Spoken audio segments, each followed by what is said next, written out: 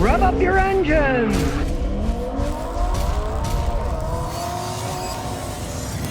Okay, today I got a tale of new car and a newish car, an SUV that's got a lot of luxuries, and a zippy little BMW. So, we'll start out with the Kia. Now, this isn't even a basic Kia. It's a step above. It's relatively luxurious, and it was purchased for only $31,000. It's a Sportage, and it is an X-Line. As you can see, the Koreans are proud of their cars because they put a big sign that says, manufactured by Kia, Georgia. Indeed, it was made in Georgia. Kind of reminds me when I was a kid, there's actually a place called USA, Japan. It would say made in USA, USA, but it was made in Japan. They wanted to pretend it was made in the United States. In this case, it's a Korean car, but it was made in Georgia. For that kind of price, 31 grand, for the stuff that you get in the car, it's actually quite a deal. I mean, you want to compare this to a RAV4.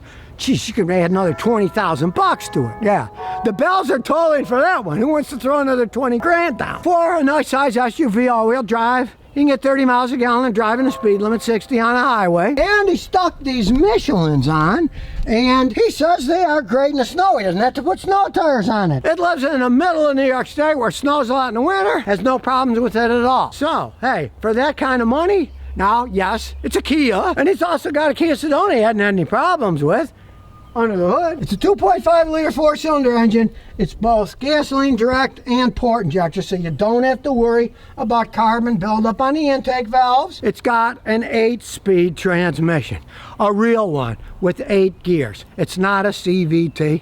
He says it shifts like butter. We'll find out when we road test to see how it goes. So you're not getting one of those horrible CVTs that people hate. I mean, I can't stand it myself. I get a lot of people, they bring me these Hondas. Hondas are well-made cars, right? And they'll bring me a 2-liter that's an okay size 4-cylinder engine. But it'll have a CVT transmission which destroys the entire driving experience. They're like motorboats, just down the road. They go like you got a 7-horsepower engine in the back of your car. This has actual gears. People are definitely willing to pay extra money for gears, but the RAV4 has gears too for another $21,000. I mean, I can understand why people buy these. And he wasn't stupid because it comes with 5 years, 60,000 bumper to bumper, but 10-year, 100,000 powertrain. The main thing you worry about these are the powertrain because, of course, Kia's had problems over the years with their engines burning oil. They have histories of bad engine problems with their 4-cylinder engines. So, you got 100,000 miles, 10-year warranty. Most people are relatively happy with that. This is a 2.5. It was a 2.4 that had problems with the engines blowing up all over the place, right? This is completely redesigned. The early ones didn't have GDI and port injection on it. People have a bad taste if they bought one of these things in the past and the engine blew up. I got customers, they swear I'll never buy another Korean car the rest of my life because they got one, the engine burnt oil, and they either wouldn't cover the warranty or they said they fixed it, and then a year later the engine blew up after they fixed it. If you're gonna get one of these, yeah, just check on the warranty before you go ahead and get one. If you're buying a used one, I hate to say it, but if you could find an honorable warranty company, I would get the extra warranty. If you could get an extra 100,000 from what you got when you bought it, go ahead if you're gonna buy a used one because you don't want to gamble with the engine. Nobody fixes them anymore, they just replace them. And it costs so much money to replace them, you don't want to get a car that's got a bad engine. Why take a chance? But this is a new design and we'll see how it goes on. This car is now like 2 years old, hadn't had any engine problems, and he just told me his mother has the same engine in a Sorento with 80,000 miles, hadn't any problems. Now the only thing that really has a problem with this thing is the front brakes. It's eating up brakes and rotors, but it is under warranty. It's now on its 3rd set. At 11,000 miles, they had to do the pads and rotors. Then again, at 25,000 miles, they had to do pads and rotors. Now they did it free under warranty. And here's an interesting thing. The brakes aren't covered by the bumper to bumper. They're only 12 months or 12,000 miles. Kia paid for the first set, but I gotta say, his dealership was nice. He stood up to the plate and he replaced them the second time for free out of his own pocket. He didn't have to because the brakes are only 12 months, 12,000 miles. I mean, that's kind of ridiculous because, geez, I've had Toyotas that had 90,000 miles. They still had the original pads and rotors on it. Obviously, it's a pretty heavy vehicle, and the pads that they're using are too aggressive because the problem he had is the brakes were pulsating when he hit them. And when you got pulsating brakes when you hit them, it means the rotors are warped. And the reason the rotors are warped is because either they're using cheap rotors or they're using brake pads that are too aggressive, or both. The aggressive pads will eat through the rotors and then warp them, or the rotors could just be poorly made. But interestingly enough, the rear brakes and pads are still original. And its mother Sorento, it's the same thing. It eats up the front ones and not the back ones. So obviously, it's a Kia engineering screw-up. And the coolant distribution valve had to be fixed. As he said, it happens to almost all of them. What happens is, it sticks, and then you don't get any heat in the winter. Kind of an important thing if you want to get heat in the winter, right? Quality of these Korean companies, to me, too iffy for me, but I mean, let's face it. You're saving 20-something grand over buying an equivalent Toyota, and even the Toyotas are starting to have a few problems. Now look, it's got a racing start button down here. Whoa, look at that. And you can see it's very modern setup, you know? Look, it's got a warning system for the extremely stupid. It's telling you your hood is open. Well, it's kind of obvious, you know, we're looking under there. But it's also got the speed limit sign that'll show you how fast the speed is. And these pleather seats are heated. Now, I didn't make a mistake. They are pleather. They're not real leather. They're plastic leather. They're fake leather. But from my experience, a lot of times they'll outlast regular leather because, hey, let's face it, dead animal skin. How long is this stuff going to last, right? And as we're looking at the back, you got your heating and air conditioning ducts. Little cups there if you only have 2 people sitting, and it has a rather large trunk. But for all you people, it's not automatic. Some people like kicking their bumper and having it open. I think it's stupid. And as we look under, it may be a small spare tire, but at least it has one. I had a guy the other day, he had one. He didn't know. He didn't have a spare tire in his car. And when he went to truck look for it, he's like, and he'd run over a piece of glass that shredded the tire. So he had to get it towed. Needless to say, it was a real hassle.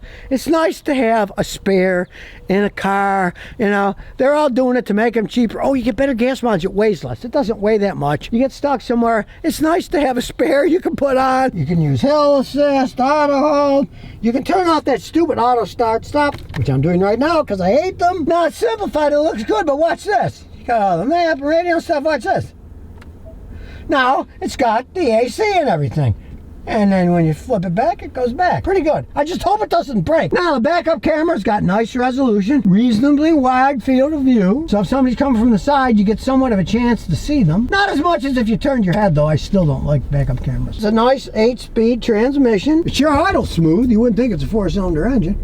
And it's relatively high up in the air, so we don't have to worry about clanging on our little water hump here. The horrible Rhode Island roads, hey, it cushions them pretty good. Telling you the speed limit in my area, 25. You see it's got 32,000 miles on it now because it's pretty new. And here comes our little acceleration test. Nobody's coming? Nobody's coming, I don't believe it. So here we go, we're gonna floor it. And decent acceleration. Full load, that tranny shifts like a dream. Gotta say, I'm impressed. Now, truth be told, this thing rides a lot better than a RAV4, I'll tell you that. Pay all that extra money, you don't get a better ride. This got a pretty good ride. So now you know what you get if you get one of these Kias. You know, it is a Kia. There's pluses, there's minuses. For the money, for how smooth it shifts, hey, his girlfriend's happy with the car. The only thing she doesn't like is that it doesn't have the auto trunk lift, right? Let's take another young person who's got a completely different idea of what to drive. This is a 330i. And look, there's a picture of my old hometown, Niagara Falls. That's what that little piece there is. If you ever wondered, it's not some type of cake with icing coming over it. That's supposed to be Niagara Falls. Now, he bought it with 36,000 miles for $36,000. $1 a mile. He was smart, at least. He bought it used and saved a ton of money. It was a trade-in. He likes sporty cars, but unfortunately, he also has to spend a lot of money because he spends $360 or so every month on insurance because he's young. I pay that for 2 cars, yeah? A whole year, not per month. But he's having fun with this thing. All right, what do we have? It's a 4-cylinder, so you can't whine about 255 horsepower to 4-cylinder. And it does have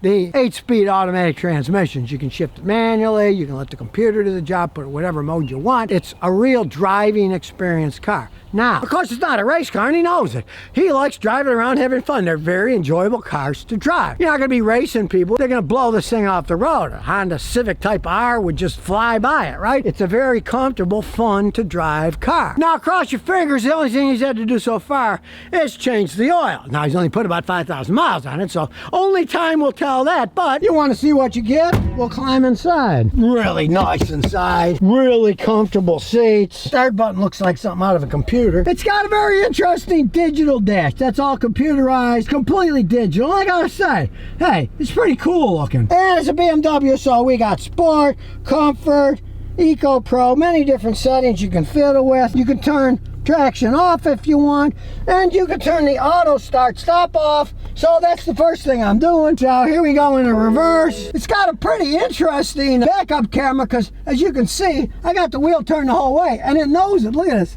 Look at that, it's cool. You turn the wheel, it knows what direction you're going to be going in. Now, it's just a 4-cylinder engine, but man, it idles smooth. Now we'll go relatively slow over the bump. It's a relatively low car. We don't want to scrape the bottom. Checking out the lumpy roads in Rhode Island. We'll see how it handles it. Now, it is a BMW that's made for riding. Strangely enough, the Kia has a smoother ride over the bumps because it's made for comfort. These are made for driving. You can see a lot more bumpy to it, but well, we could go fast on our usual location because there were 2 police cars there. So now we'll give it a little gas and got a nice feel. Sounds better than most 4-cylinder engines do. And of course, it handles perfectly fine. Doesn't oversteer, understeer. It's all-wheel drive. You're not going to get stuck in the snow. Maniac, you can play with the paddle shifters and shift it yourself. Like all the modern cars, there's a speed limit sign there. It says 35. It'll tell you. The map is right there too. It's over here, but it's also right there. That really is handy. You don't have to take your eye off your front when you're looking at the map. That is a smart idea. Push the P to put it in park because it didn't do it and turn the brake on itself. You got to push the button, which kind of surprises me for BMW technology. I mean, I've been in cars where you just push it in, it automatically puts it in park and puts the brake on it. When you put it in gear, it takes it off too. So if you're young and foolish and you want to get a BMW sports car and have a little bit of fun, at least do like this guy is and buy it used and save yourself 20-30 grand. There's plenty enough lower mileage ones out there. You realize it's a BMW, maintenance is expensive, it's got low profile tires, you hit a lot of curbs, you're going to ruin the tires, you're going to ruin the rims. So it probably would behoove you to buy rim and tire insurance if you have a car like this.